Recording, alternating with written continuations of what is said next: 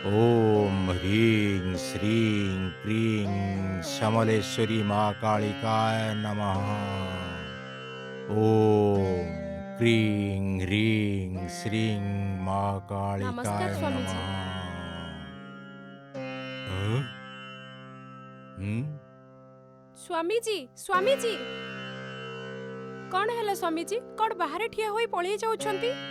जो घर को बड़ विपद आसवाक जाऊँगी से घर को मुझे आसीपारिनी।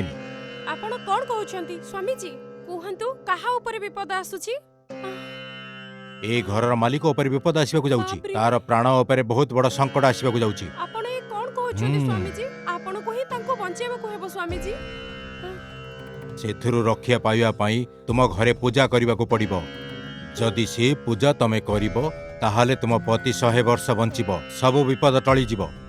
जहाँ भी असुविधा अछि आपण दूर करंतु स्वामीजी। से पूजा पाई जो सब सामग्री आनिबार अछि से कथा मु तुमको कहि दउची। तुमे एबे जाई सब किछि सामग्री नै आस।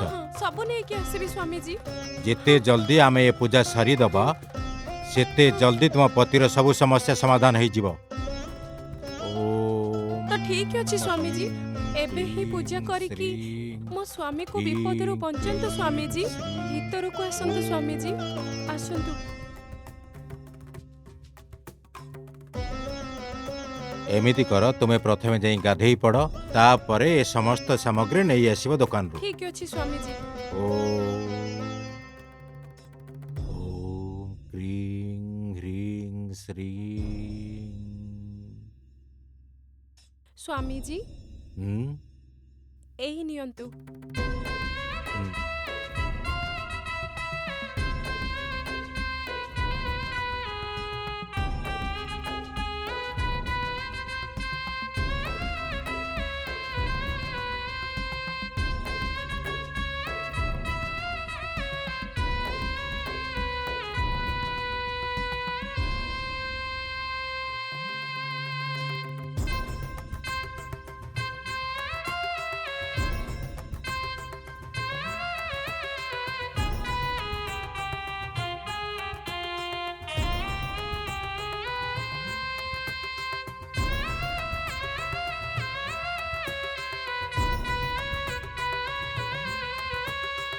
तुमे एठी बस। हम्म,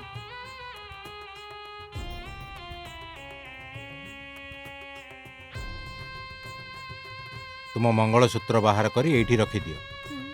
स्वामीजी कौन कहउछंती आपण?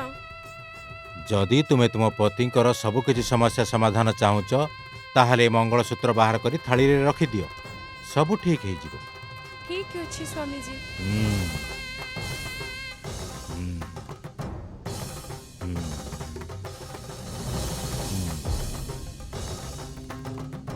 एही नियंतु स्वामीजी।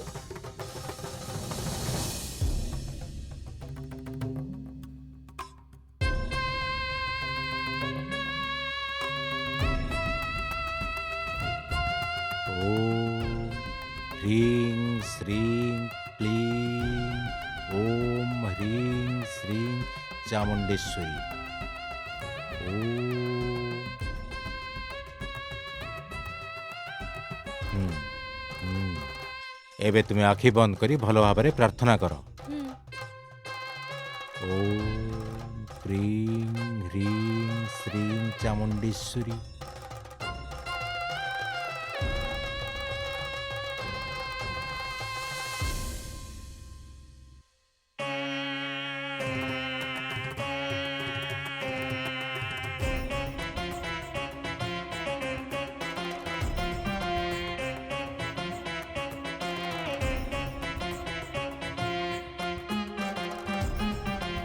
ओम ह्रीं क्लीं श्रीं ओम। एबे तुमे आखि खोली दियो। हम्म, ये गंगा जल याक ग्रहण कर तुमे। हम्म।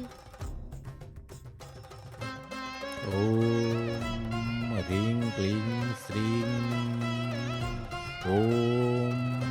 यांक पतिंकर सबु समस्यार समाधान कर, सबु किछि कष्ट दूर कर।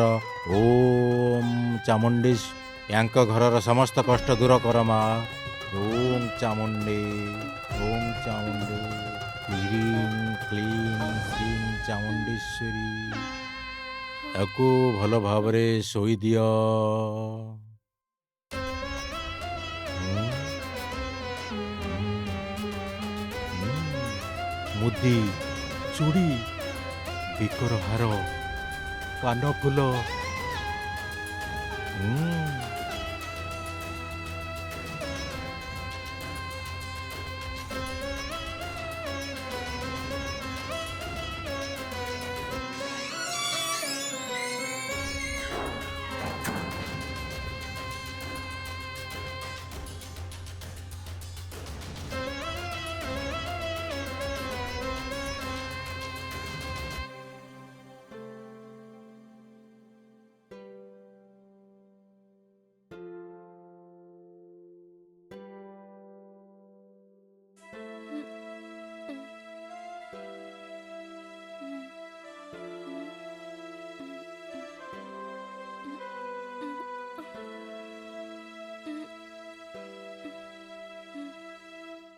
ଆରେ ଏ କ'ଣ ହେଇଗଲା?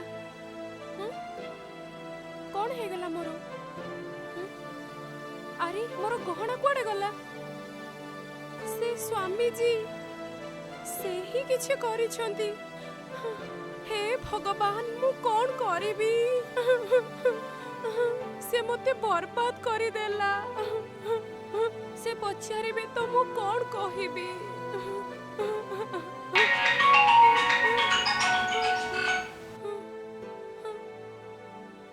ହଁ କୁହ। ଆରେ କେତେବେଳେ ମୁଁ ତମକୁ ଫୋନ କରୁଛି? ଗୋଟେ ଘଣ୍ଟା ହେଇଗଲାଣି ମୁଁ ଫୋନ କରି ଚାଲିଛି। ଫୋନ କାହିଁକି ଉଠଉନୁ? କଣ କରୁଥିଲ ତମେ? ଆରେ କୁହ ନା।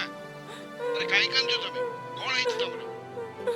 ମୁଁ ପୁରା ବର୍ବାଦ ହେଇଗଲି। କଣ କହିଲ? ଗୋଟେ ଲୋକ ମୋର ସବୁ ଗହଣା ଲୁଟିକି ନେଇଗଲା। ଆରେ କଣ କହୁଛ ତମେ? ସକାଳେ ଗୋଟେ ସ୍ୱାମୀଜୀ ଆମ ଘରକୁ ଆସିଥିଲେ। ସେ ତମକୁ ବିପଦ ଅଛି ବୋଲି କହିଲେ। ସେଥିରୁ ବଞ୍ଚିବାକୁ ହେଲେ ଶୀଘ୍ର ପୂଜା କରିବାକୁ କହିଲେ। ଆରେ ପ୍ରଥମେ କାନ୍ଦିବା ବନ୍ଦ କର। କଣ ହେଲା କୁହ ମୁଁ ନା? ବି ତାଙ୍କୁ ହଁ କହିଦେଲି। ଲାଗୁଛି ଗଙ୍ଗା ଜଳରେ ସେ ମୋତେ ନିଦ ଔଷଧ ମିଶାଇକି ଦେଇ ଦେଇଥିଲେ।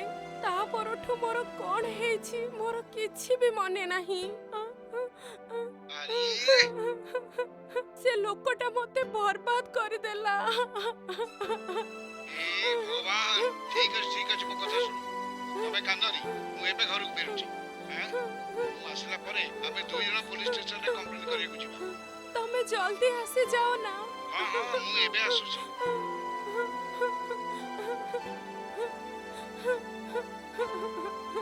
ଏବେ ମୁଁ କ'ଣ କରିବି?